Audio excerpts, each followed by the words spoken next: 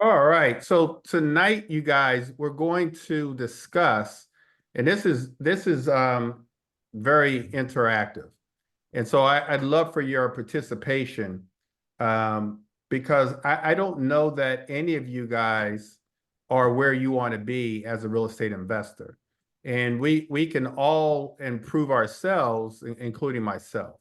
And so tonight, what I want to discuss is why are some real estate investors more successful than others? Why are some real estate investors more successful than others? And just getting started, anybody have an opinion? What is your opinion? Why do you think that some are more successful than others? Just tell me, and I'll see if we're gonna make sure that we go over that. Somebody throw something out here to me. Lack Why? of consistency. What'd you say? Lack of consistency. Okay, I like that. I like that. Lack of consistency. What else? Anybody else? Taking action. Taking action. That's good. Trying Yeah, to do it alone without maybe following having a mentor or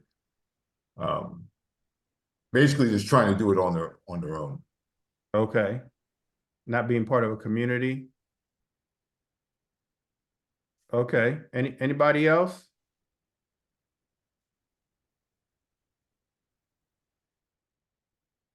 All these things we're gonna go over.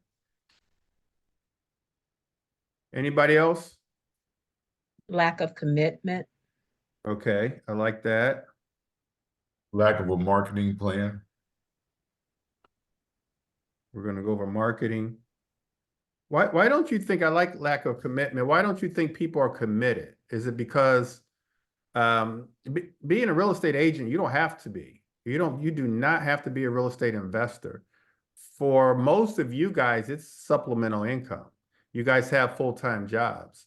And so you don't have to do this. Now, if you do it and you get good at it, some of you guys will become full-time investors like myself and many others. But at the very least, it helps supplement your retirement. And it gives you the ability to leave a legacy for your children, for your children's children.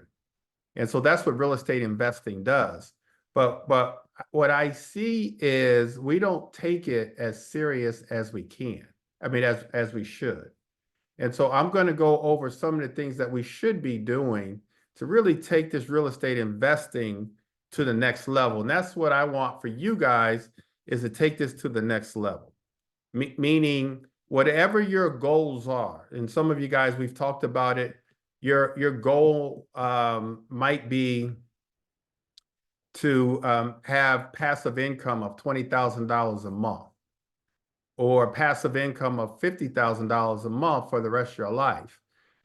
Those are close to being what your goals should be, and maybe just 10,000.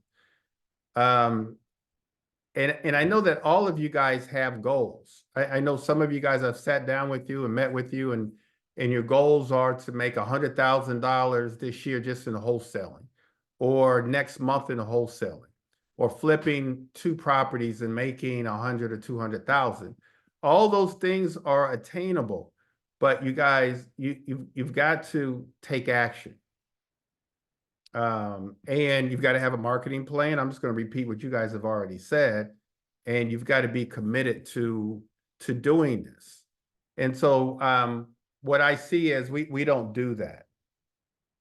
Ever wonder why some investors thrive while others struggle? Success in real estate isn't just about knowledge. It's about execution. It's about focus. Got to be focused. And it's about mindset and adaptability. That's what it's all about. It's about those things. Like we've got to stay focused. You've got to learn how to find the deals, how to write the contracts, how to negotiate the deals, how to put the numbers together, and then how to follow through and execute. Oftentimes we don't do these things. And so we've got to push ourselves, because some of you just don't have that mindset, that personality to be aggressive. And that's what you've got to do. You've just got to be a little more aggressive and motivated. And know that we start with the end in mind. The end being my ultimate goal is $30,000 a month for the rest of my life in passive income. I think we start there. And then it's okay. Now we say, what do I need to do in order to get to that $30,000 a month in passive income? And then so we figure that out. I've got to wholesale some real estate or flip some properties to get the cash to then ultimately buy and hold. I need to buy that property right, pay it down, pay it off. And now I've got, let's just say $2,000 a month in passive income off of just one property. And I have that for the rest of my life while the property values are going up. The rents may be going up 5% every year. And if I'm able to do that one time and make $2,000 a month, what if I did that 10 times and made $20,000 a month?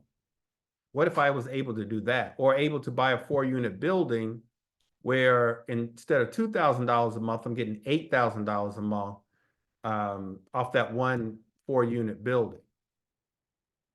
And so you've got to ask yourself, what if I was able to do that? And then you say, well, what is it going to take to do it? Now, what is it going to take? Am I going to have to get coaching, mentorship? Am I going to have to have a marketing plan in order to find the deals? Am I going to have to fix my credit in order to be able to afford and get these properties financed? All those things we've got to do. And all those things I want you guys to do. Learn the key differences that set successful investors apart. And so when I think about just locally, the successful investors, those are the things, all the things that they do, you guys. They've got the right mindset. They've got the right focus. They're not gossiping, chitter-chatting. Their whole conversation is real estate investing and how we're going to get to the next deal, and how am I going to get more passive income, bring more passive income into my life. All right, clear vision and goals. We just talked about that. And so I want you guys to have goals, but not only that, I want you to have a timeline. Like, when are you going to achieve those goals? When I was a young investor just starting out, my number one goal, and I've told you guys, some of you guys, was just to buy one property a year, buy and hold strategy. And I was able to do that. I was in my early 20s, and my goal was to buy one property a year, and I did it. And then I went on to buy bigger deals. Some of those properties I sold, I shouldn't have sold, to buy other properties. And so, but that was my goal. And so I've always had a goal as a real estate investor. I've got a big goal now that I'm trying to achieve, but that goal, it's a long-term goal. And so I want you to have a long-term goal, long-term vision for your investment journey, for your investment future. But set those goals, know what those goals are, set them, and then work hard every single day to achieve those goals. And then figure out who can help me achieve those goals, because if your goals are big enough, you won't be able to do them by yourself. Who can help you achieve those goals? Any of you guys have goals for your investment career? Anybody? The unsuccessful investors, they have no goals, no clear vision. But you've got to have a goal. And that's one thing that I see investors sometimes going from deal to deal, not having a clear vision or goal. And so their investment career is like a roller coaster. 1 year they're up, they've done a couple properties, and then 2 or 3 years they're down, they haven't done any. And so we don't want that for you. You don't want that for you. So you've got to have some goals. Who's got a goal? Who's got a clear vision of what they want to achieve. Anybody have a goal?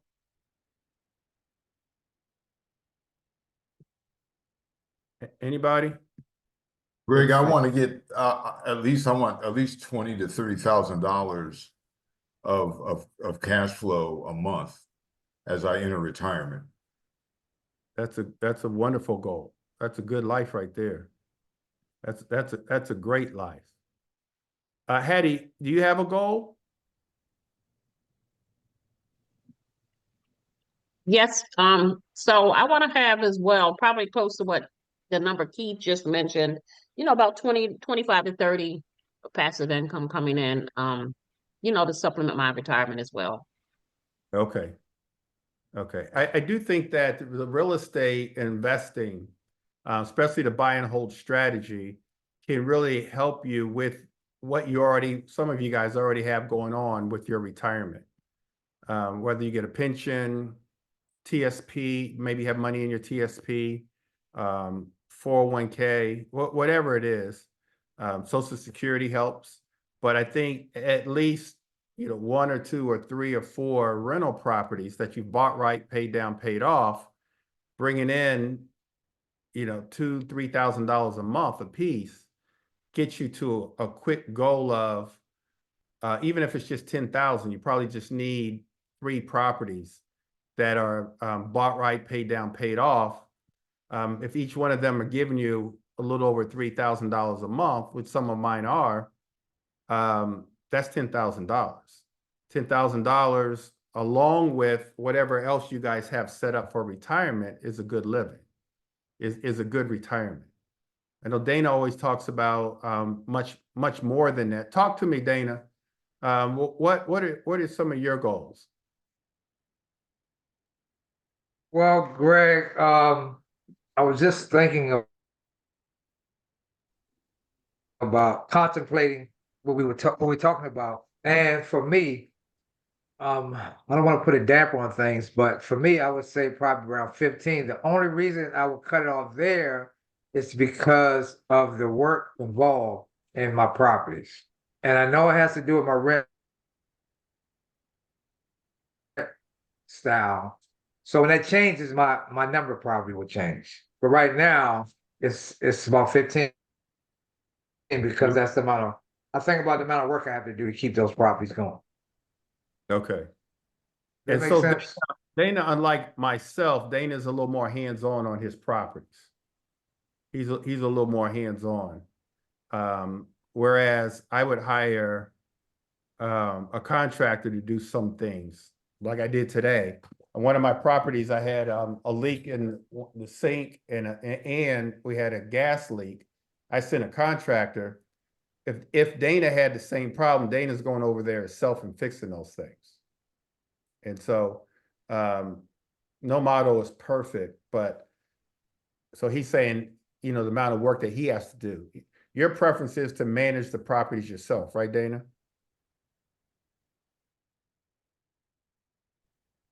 Well, now, but not in the future, Okay. because I don't want to free myself up from some of that. So, but to your point, Greg, real quick, as I pay these properties down and off, I'll have more money to just at some point I'll just relinquish a lot of that to other people and just enjoy my life. So yeah, so between 15 and 20,000 is fine for me. Yep. Anybody else?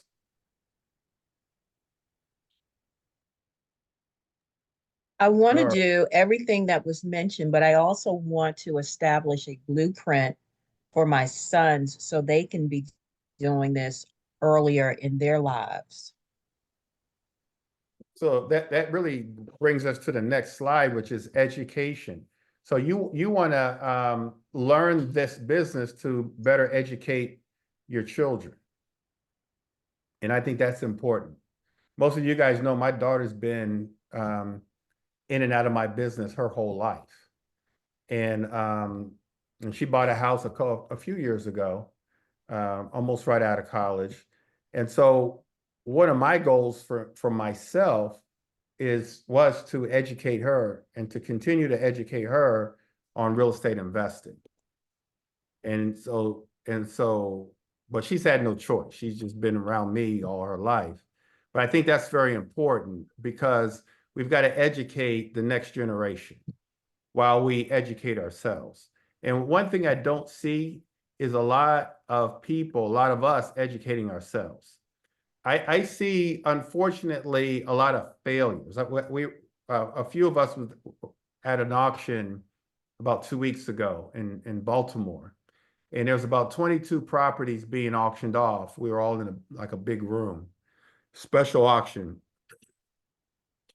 And one thing that I noticed was a lot of the properties being auctioned off were investors like us. They were LLCs. They weren't individual homeowners. They were investors like us, entrepreneurs. And one thing that captured me and one thing I thought about was they didn't educate themselves. Like for one reason or another, they lost the property for one reason or another. And who knows? Most times, you lose a property because you run out of money. But you just got to educate yourselves on the process. And so what does that look like? I would say coaching, mentorship. We have a coaching program, but even if it's not our coaching program, you need to be part of a coaching program because you can lose a lot of money, especially in flipping properties. You can lose a lot of money not really knowing. It sometimes it looks easy. We look at HGTV and they make it look easy. But there's so many different twists and turns and parts to it that without the coaching, even on just wholesaling real estate, knowing how to write up the contracts, knowing how to negotiate, knowing how to find cash buyers, you've got to educate yourself. And what I see with the unsuccessful investors is they're not educating themselves. They're not doing that. They're kind of doing their business off, from the hip pocket. Like whatever comes up. They may call around and ask a few questions. They may look at some videos, be a part of a webinar like this. But then when it's time to actually perform, they don't know what they're doing because they haven't been educated. And I'll be honest with you, I wasn't educated. As a young investor, there weren't like webinars and coaching programs, and I wish there were, because if I had those kind of programs, the properties that I held early on in my career and sold them, I probably wouldn't have. If someone would have said you need to hold on to those properties, I probably would have held on to them. I probably would have them to this day paid off. I remember my first property I bought in DuPont Circle was a 1-bedroom condo for $50,000, probably worth like $800,000 now.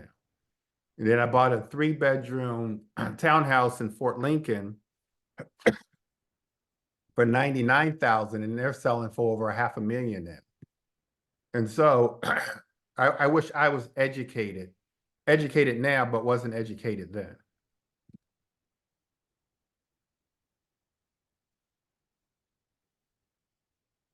All right, taking consistent action. Successful agents, they just take action. They'll see an opportunity and they'll pounce on it. What I see and what I hear too often is, oh, I was riding down the street and I saw this property. It looked to be vacant or abandoned. I think that's a good deal. And I'll say, well, did you call them? Did you skip trace, get their phone number and call them? No, I didn't do that. Or I saw a property on the MLS that looked really good. And then a day or two later, it's under contract. Like, you've got to take consistent action and stop with the analysis paralysis. And that's what I see. And even if your personality is such that you're not that aggressive, then send me the deal or send somebody else the deal and at least get a referral fee, maybe a wholesale fee, but send it to somebody else. We have deals all around us, you guys, on a daily basis. You guys are driving down the street, and just wherever you are, you're seeing opportunities. You've got to start acting on them. I have a question, please. Go ahead. So when you say send you the deal in that case, are you saying hold the paper, get it on the contract and then give it to you, or just give you a referral, say, hey, I see this property, this is the address, this and this information, and then Yeah. just take it from there? Yeah, that's what I'm talking about. Now, my Okay. preference would be for you to, you're driving down the street, you see a property and it looks to be vacant or abandoned, write down the address. My preference would be for you to follow through, Right. get the owner's name, get their phone number, call them, tell them who you are. Hey, hi, my name is Gregory Bennett. I'm a real estate investor. I'm calling about your property at 123 Main Street. I'd like to make a cash offer on your property. Mm-hmm. Pick up the phone and call. Yeah, I've done that before. With that, I was just wondering to see what you meant regarding when it says send you the deal. Yeah. So, but what I see is we're passing up on those opportunities. Mhm. We're not being as aggressive as we should be, and we're not taking action. You guys got to take action. Those people, those homeowners, they are not going to reach through the phone and choke you, right? Right. They're not going to do it. Networking, effective networking. We've got to let everybody know that this is what we do. Everybody that we know, we got to let them know that we're real estate investors and we're looking to buy properties. And we can buy properties with cash. Now, you may or may not be able to, but you can wholesale the deal, and the wholesaler, the cash buyer can. So networking, there's going to become a time, you guys, there's going to become a time where if you network enough, that you'll never ever have to pay for any kind of marketing, because you're going to have enough people knowing that this is what you do, that they're going to send you referrals, honestly, almost on a daily basis. And so you've got to network with people, real estate agents, lenders, contractors, other investors. You've got to network, go to RIA meetings, meetups. Not as prevalent now, I don't think, as prior to the pandemic, but they're still out here. And so we've got to start networking with people to get them to send us deal. I've got a couple of successful investors, and all they do, their whole marketing strategy is contacting real estate agents. That's all they do. Now they're contacting real estate agents in higher price neighborhoods. They're treating them kindly. They'll buy their listing. So now that agent gets both sides of the commission. So they get a big commission because it's $1 million house that they're buying. And then when these investors are finished with the renovation, it's gone from, let's just say $1 million that they bought it for. They put in, 300, 400,000. Now that property is worth, say, 3 million. Now that agent gets a relist at $3 million. And they make sure they give it back to the agent. And so they're kind to the agent. They're treating that referral source better, honestly, better than themselves, because they want a constant flow of referrals. And that's all from networking. So we've got to get the word out that this is what we do, and then get a lifetime of referrals coming into us. Are you guys getting what I'm saying? Yes. Yes. All right. Yes. Adaptability and resilience. Like, we've got to be resilient. This is not easy what we do. And markets change. In my lifetime, I've gone through, I hate to date myself, but I've gone through recessions. I've gone through now the pandemic. I've gone through up markets, down markets, short sale markets, all kinds of different markets. And we adjust as real estate investors. We adjust. We're in a market now where it's just great for real estate, for buying and holding, because we've got a boatload of millennials, Gen Xers that they're waiting. They're in wait mode. They're waiting for interest rates to come down, and so they're happy to rent. And so as an investor, if you can buy properties to rent, then you're going to make a lot of money. But property values are going up. In this market that we're in now, interest rates are high, but because of the housing shortage, the values are going up. And so this is a great market, but you've got to understand the type of markets that we're in and the type of areas to really invest in, and do the investing in those areas. And so we've got to adapt. And we're waiting for interest rates to come back down, and when they do, we'll adapt again. Any questions so far? All right, financial discipline. And so this is something that's just so important, you guys. I don't want you sitting on the sideline just maybe wholesaling for the rest of your lives or watching other people succeed. We've got to get our credit, but not only that, we've got to save money. We've got to save money and we've got to fix our credit. While we do that, we can still make money as wholesalers, but I do not want you guys sitting idly by doing nothing. And so successful investors stick to a budget and analyze numbers carefully. Real estate investing is a word problem. It's all about investing. I mean, all about doing the math, doing the proper math. I said earlier that getting the after repair value is the biggest challenge. Once you figure out what the after repair value is on a property, you're home free. Now we can do the rest of the math to determine what we should be buying this house for, what type of offers we should make. In our program, in my coaching program, we're making offers every single day. Every single day we're making offers. Today I couldn't even get out the house because I'm vetting deals all day long. All day long. I got a headache now. I got some of my investor/agents fighting me because in a good way, because we're disagreeing a little bit on the after repair value, which is good, which tells me that they're looking and they're researching and they're really coming up with what I'm coming up with, just slightly. And how come we can't make this offer? Because they think the after repair value is one thing and I think it's another. And so it's a great exercise, but it tells me that they get it.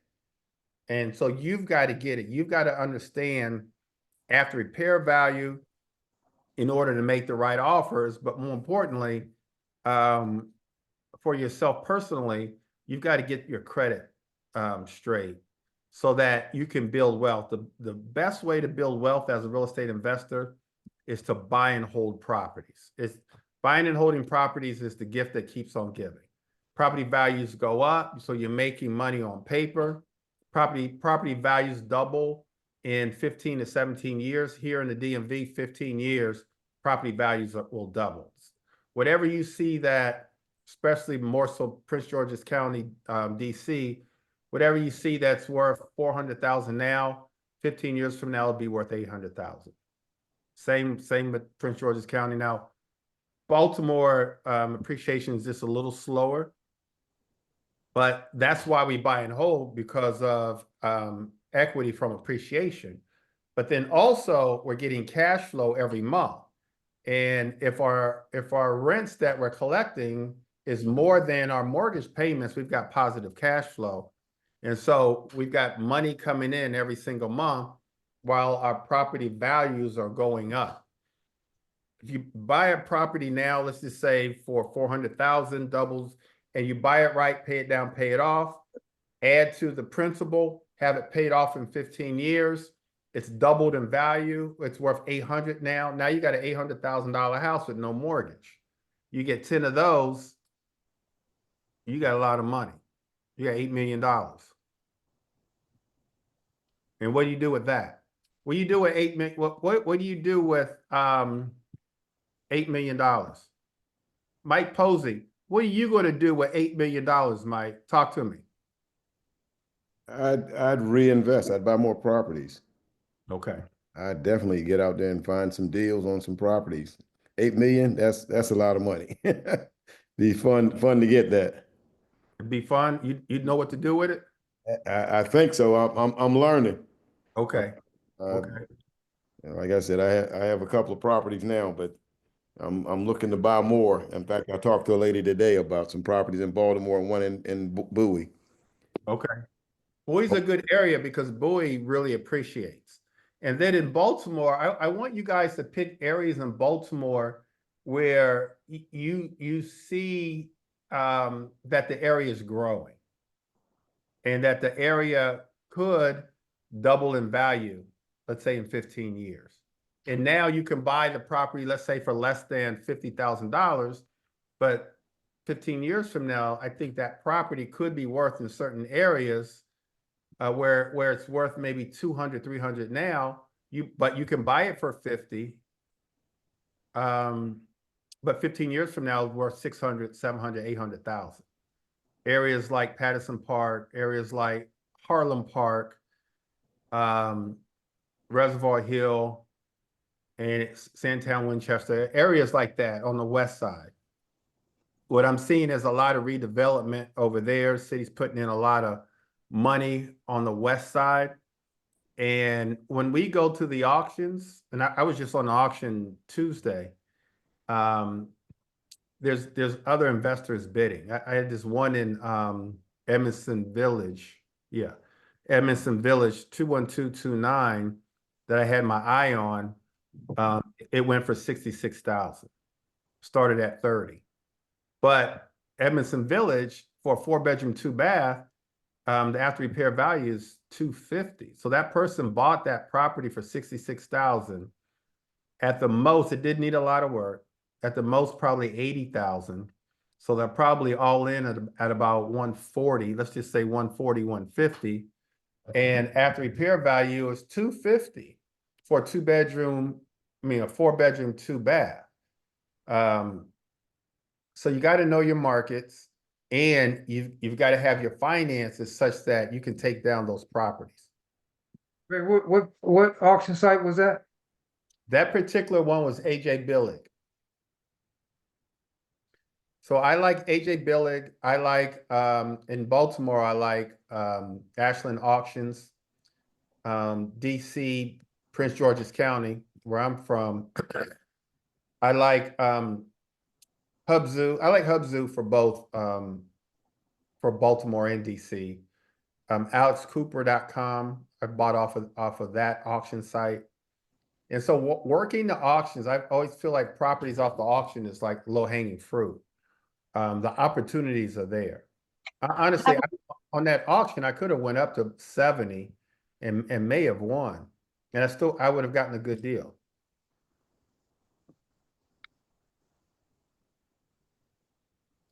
So Dana, look at the auctions. You have your areas. Look at the auctions. Yeah. Marketing. Greg, when you mention credit, what is a good point of reference when you mention credit? What's the minimum we should be trying to get our credit up to before we can do anything? I would say 680. Try to get it to 680. Now they're going to look at other, what they call compensating factors. Maybe your past performance, maybe the amount of cash you have. So it could be lower than that, but try to get it up to 680. Do you have lenders hard money lenders that you work, or do you have, like, say you have somebody completely new who's to all this? I mean, I've worked with hard money and all that stuff before. I'm just saying, somebody come to you, say, hey, I don't have no money. This is what I'm starting out with. Do you help people like that? Do I, or are there hard money lenders that Are there help? hard money that you would know that you would recommend to them? Oh yeah, yes. And so And we they- have hard money lenders that if you don't have the experience, they'll still lend to you, but initially the interest rate's going to be a little higher. Of course, of course. And then there are other lenders. We just got one of our coaching students approved purely on his credit, but then we can have another investor who has the cash team up and they can do joint venture deals together. One person brings the cash, other person has the credit, and they can team up and buy properties together. That's another thing I was gonna ask you, because I do have access to the money when it comes to fixing anything up. As you know, I do, I have the MHIC side of it. I do that too. But I do have access to money. If you, I wanted to see how you work. Those are the questions we're gonna talk about on Monday too. I wanna see exactly. Yeah, Yeah. So, Yeah. yeah, getting the work done is not a problem at all. It's just, getting the have right enough- people to follow through. we have a number of investors who've gotten approved for loans. Mm-hmm. Teaming up with someone that has the credit is easy for us. Okay. All right, the key to your success, you guys, is finding deals. So marketing, how are you going to find deals? That's the main question. It doesn't matter what I talk about here tonight. And you can learn as much as you can learn as a real estate investor, how to flip properties, how to wholesale, how to write contracts, how to negotiate. But if you can't find a deal, you're not going to make any money. And finding deals is what holds people back. And so what I've focused on in my entire career is being good at finding deals, being good at the marketing. And I don't mind doing social media. I'm really introverted, but I know being a little extroverted and being on social media is a means to an end, so I do it. I don't mind cold calling. There's a time where I would come home with a list and make 100 calls. And this was not too long ago. I don't mind sending out postcards. I've sent postcards out my entire career.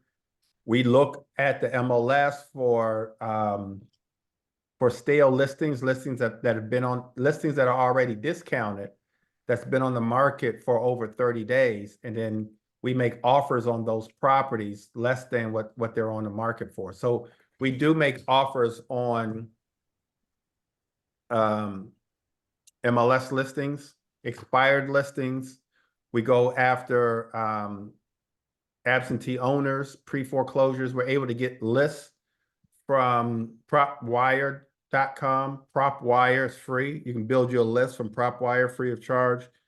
PropStream, you can build a list of, my favorite list is out-of-state absentee owners in a certain geographical location. You can pull that list from PropWire now, and they won't cost you anything. They won't charge you anything. Greg, I'm sorry, go ahead. Go ahead, Dana. No, I just found out today, did you know that PropWire were investors? Did you know that? You said it was for investors? No, they are investors. Yeah, Jerry Norton is the one that owns PropWire. Yeah, he's a big time investor. Oh, I didn't know that. Okay. How do you Hey, spell Greg. that? Prockwire? Yeah, PropWire.com. FROCK? The Pro, and then wire, like the PropWire. wire, WIRE, Mm. like Barksdale and those boys, PropWire. All right. Hey, Greg, can you only get absentees via PropWire and the other one, PropStream? No. I mean, you can get whatever. You can get high equity. You can pull a list of homeowners that own their properties free and clear. You can pull a list of pre-foreclosures. You can pull a list of absentee owners, but you can pull a list of single family homes or townhouses, row houses in a certain zip code. So you just get on there and just play with it. But this is, I'm asking, is this exclusive only to PropWire and PropStream that you can formulate these lists, such as absentee? No, you can do them there, but you can also do them on melissadata.com. There's a bunch of companies that you can do it from. Listsource.com, listability.com. All those companies. We just always mention PropWire because it's free. So PropWire is very similar to PropStream, but PropStream, there's a cost. PropWire is no cost. And like Dana said, PropWire, which is free, you can even skip trace. Now that's like 10 cents. Investors created PropWire. Guy named Jerry Norton. You got any companies to help you with the online marketing? Yeah, there's a lot of companies that help you with online marketing. That's a good question. And so what I do is I use Fiverr and I use Upwork. So most of mine are done overseas. And Oh, so I would go to Fiverr, and you can contact me offline and I can help you. Fiverr, I've used some people off of Upwork for that. okay. Negotiation, we're always trying to get the best deal possible. And so we're always trying to negotiate. You gotta get good at negotiation. We don't want to, and I know Dana will say this, so I'll say it before him. We don't want to out negotiate ourselves out of a deal. And I see that a lot. We're so caught up into negotiation that Dana, why do you always say that? When I talk about negotiation, you often say don't negotiate yourself out of a good deal. Has that happened to you? Yes, it has. It's happened more than once, actually. So I think, that thing get good to you and you can just overdo it. And I'm just asking the investors to be conscious of that. If it's a good deal, stay with it. Sign the paperwork. If it's a good deal, let's go. Don't Right. try to squeeze. Sometimes, and I'm guilty of it too, we try to squeeze everything we can out of the person. And then, Right. I saw someone negotiating yesterday right in front of me with a contractor. And to the point where, and Dana, you know the contractor, to the point where the contractor was like, just get somebody else to do it. And was ready to walk off the job. They were just trying to squeeze him. So we don't, and they had already negotiated a good deal. And so we want to make sure that we don't out negotiate ourselves because it's offensive. And it turns people off. But at the same time, we do want to negotiate. It's all about negotiation. Let's get the best deal possible. We have formulas that we use, and we call it the Mayo formula. 70% of the after repair value minus repair costs. If you're a wholesaler, it's 65% of the after repair value minus repair costs. Once we fit into those numbers nicely, into that formula nicely, it's time to sign the paperwork and let's go to the next stage.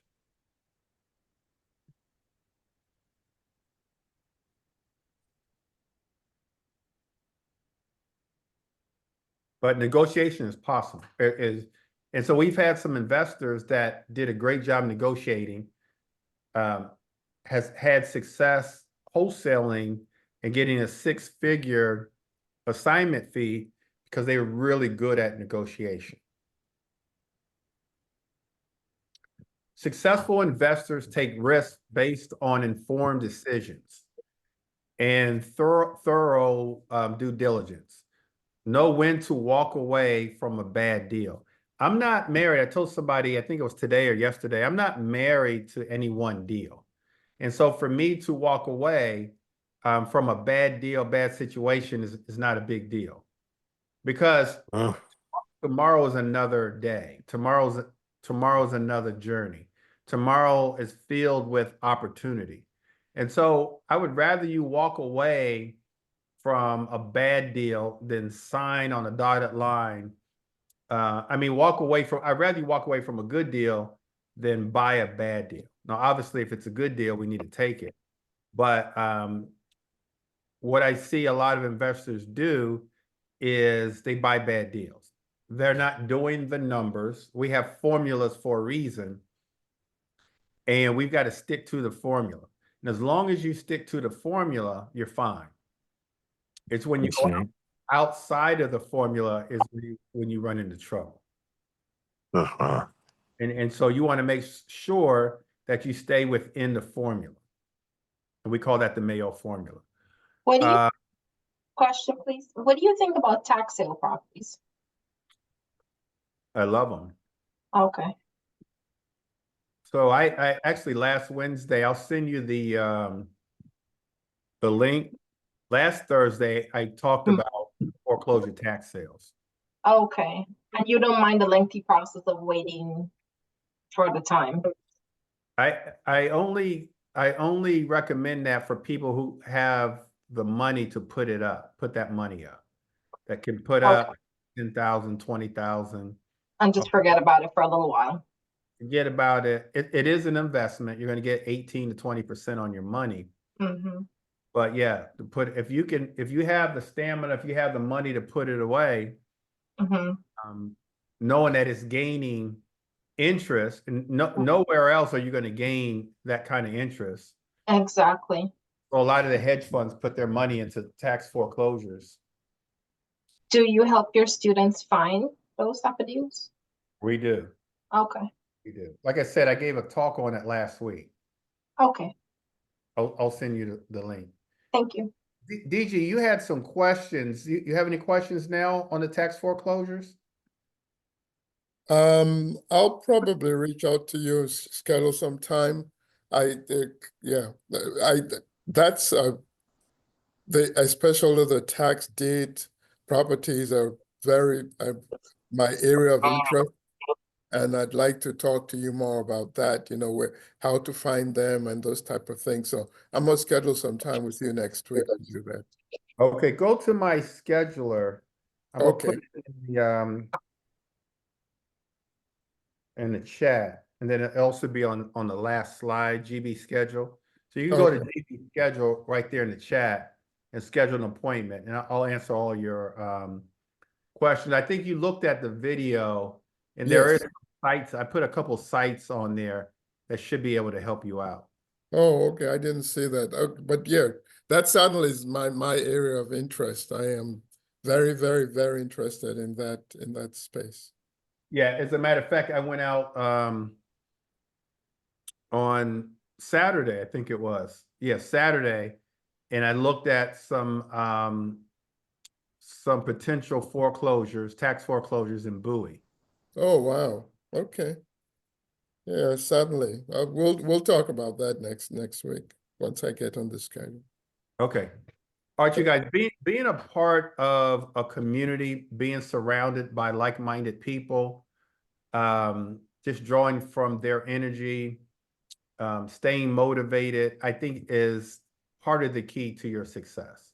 And so we've had a number of people to actually come through our program, and they've just kind of felt the momentum of everybody else, the energy of other people watching and seeing what other people are doing and that are having success. And so being a part of a community, a mastermind coaching program, mentorship program, I think is just an easier way to get to your goals a lot faster and to minimize your mistakes. Unsuccessful investors miss out on collective wisdom by staying isolated. You can't stay isolated. If you want to be a successful investor, you've got to be around people. You cannot be on an island all by yourself. We've hit the conclusion already. Success in real estate investing is not accidental, you guys. It's intentional. Define your goals, build your knowledge, and take action and connect with like-minded people. That's it. 80% of your success as a real estate investor is really comes from your mindset and your focus. 80%. 80% your mindset and your focus, and then being around other people that can help you, that you can help each other. You bring something, to the table.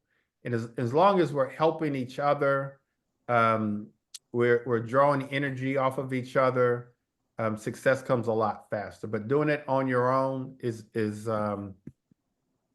you're stunning your own growth. Any questions, you guys? I have one. Go ahead.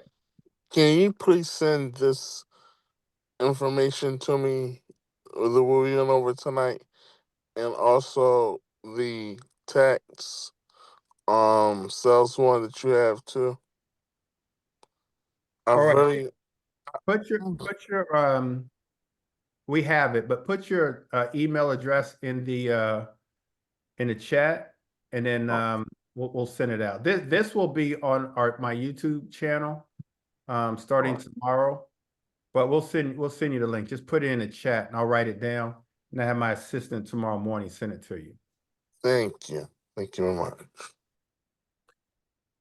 I have a question, Greg. All right, go ahead.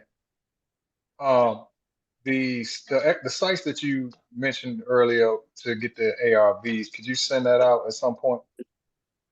I'll send a couple of them out for me. I will. Karen, help me out with this. What are sites other than the MLS where we can get ARVs? I know they can get ARVs off of PropStream. And James, you have PropStream, don't you? I use PropWire and some other tools. PropWire, Redfin, and things of that nature. But I just want to make sure I'm as accurate as possible. Any other sites, Karen? You can also use Zillow's Zestimate. Sometimes the Zestimate on Zillow will slightly differ from Redfin, about $1,000 or $1,200. I use those two, PropWire, PropStream. Those are the only two that I can think about. If you get a list from Fiverr, they'll also have like the ARV on their list. They come skip traced as well for whatever lead generation or target or niche that you're looking for. Okay. Greg, there's also a site called Deal Machine that you can pull lists from too and get comps. Yep, Deal Machine. Okay. Yeah, most of us have Deal Machines. So Kevin, you use Deal Machine? I used it before. I just signed up again today. And it's cool because you can take pictures of when you're doing Driver for Dollars, you can take pictures of the houses and you can send them a postcard with that picture included. Right. Send it to the homeowner. Yeah. Okay. Nice. So Greg, the best and fastest way to get the most leads a day would be online, right? And do you suggest social media or Google? So I suggest, to be honest with you, I suggest all the above, just whatever you feel like you can be consistent with. So you can pull leads from on a daily basis. You can build lists from like PropWire. It's absolutely free. And then with a list, now you can call, you can text, you can send out postcards. You can email. So we have a predictive data list. I should have it up here. Let's see. So is this, I think this is, yeah, this is Prince George's County predictive data list. So on this list, our coaching students get this. It has their addresses here to send to, but then it also has email addresses. So here's the email address. So you can do email marketing. Of course, it has their phone numbers. You can call, you can text, and then it has the address, their address. You can send postcards, and then the address to the property. So you can build lists similar to that one.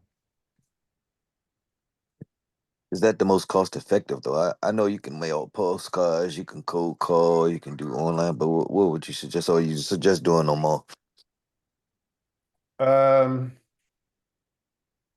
me write it down as I tell you.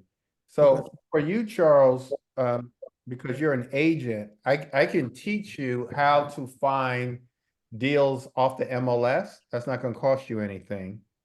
Mhm. Stale listings,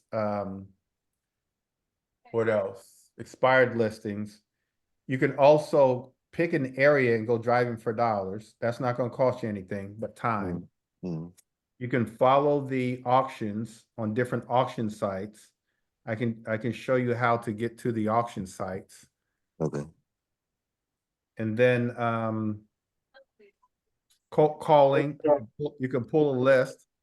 You can pull a list and call or get a virtual assistant to call for you. So all of those 4 things, and there's some more. Some of my coaching students on here will tell me what I left out. Those are the things that you can actually do that cost nothing. It doesn't cost anything. Now, if you're going to start spending money, I would start spending money on postcards. I go after postcards once I start spending money. But as you can see, there's ways to find deals and make offers without even spending any money. Bird Dog, like you can get people that you know out here finding deals for you and give them a referral fee. Yeah. I just spoke to a company that will supply me like 30 or online seller leads. They create funnels on social media. So they run an ad, you click it, they go to the CRM, they text them. It's a whole system. So I think I'm gonna try it out. But not unless you don't suggest it. No, I like that. Okay. Thank you. No, I like all that. The biggest thing is not to have analysis paralysis and on a daily basis, do something, have a plan and pick one of the things that we talked about and just do it. Okay. I think what happens is, and I'm talking to everybody, what happens is we think about auctions and then we think about driving for dollars and pulling stale listings off the MLS. And we think about all these things and then we end up not doing anything. So I would suggest picking one thing and be great at it and be consistent at it. Stay focused on that one thing until you have a lot of success and then move on to something else. But it's all about generating leads. And if you guys need me to help you with that, whether you're in my program or not, just let me know. I'll vet the deals for you. I'll help you. That has happened to me. What happened, Kevin? Analysis paralysis. Yeah. Because there's so many ways of doing it. You get pulled in different directions. Somebody help me out with this because I ponder about this. How do we go from having analysis paralysis to not? Like, how do we overcome that? Because I feel like all of us suffer from that. Just gotta take baby steps. Just make the call. I think you gotta And have a plan. I would say Face the focus, fear and do it anyway. start off in one area, start with one thing and master that. That's what I say. And just do it. Just do it. I think just do it is easier said than done. I think sometimes sometimes people have a mental block. Like they know that they're supposed to do it. Like and when it comes to business, when it comes to real estate investing, I just do it. I agree. But when it comes to like weight loss, I know I had a piece of sweet potato pie right before this meeting, and I know I'm not supposed to have sweet potato pie, but I had it anyway. Especially this late, where should have done that early this morning. Dana, I don't need that. I'm just but I've got to be able to stop. Jordan's laughing at me. Jordan, I want you to help me, not laugh at me. And so what do I like? I know I'm not supposed to do it, but I do it anyway. Or we know we should be taking action, but we don't do it. Like mentally, I feel like there's a mental block somewhere that we're keeping ourselves from doing what we want to do or should be doing. I think if your motivational is great enough, then you'll do it. I like that. Finding the I why. like What'd you say? Remembering the why you started. I like that too, Kevin. I agree. Okay. All right, anybody else? I'm anxiously awaiting Shador to get picked, and he hadn't gotten picked yet. Quick question, are we going to have access to the slides? Can you have them sent to us, please? Yes. Thank you. All right, if you guys want to schedule a one-on-one with me, just go to my scheduler. Where's my schedule? Is it on here? GB schedule.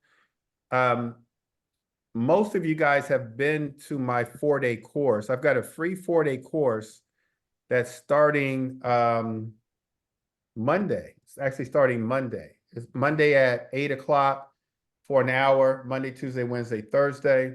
We go over how to find properties, creative financing strategies, how to wholesale, fix and flip, buy and hold. We take a deeper dive, and which areas are best for investing in real estate.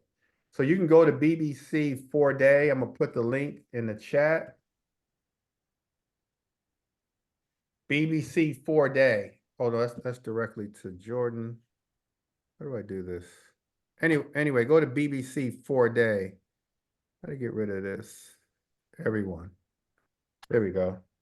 BBC 4-day. Yeah, just go there for a free 4-day course. And if you're interested in our coaching program, go ahead and schedule an appointment with me. Some of our coaching students are on here.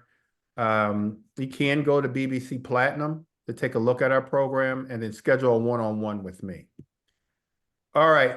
Any questions, comments? Anyone? You guys ready to start investing? Stop having analysis paralysis, being part of a community, getting your finances fixed so that we can reach our monthly goals for the rest of our lives. You guys ready?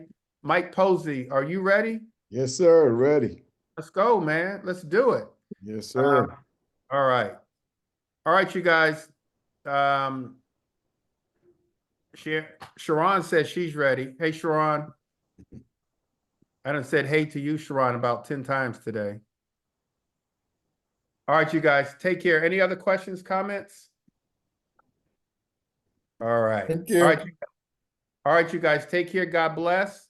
And I'll talk to you guys soon. Thank you, All Greg. right, everybody. Good Thanks, night. Everybody Greg. take care. Thank Thank you. you. Good night. Bye. Thanks.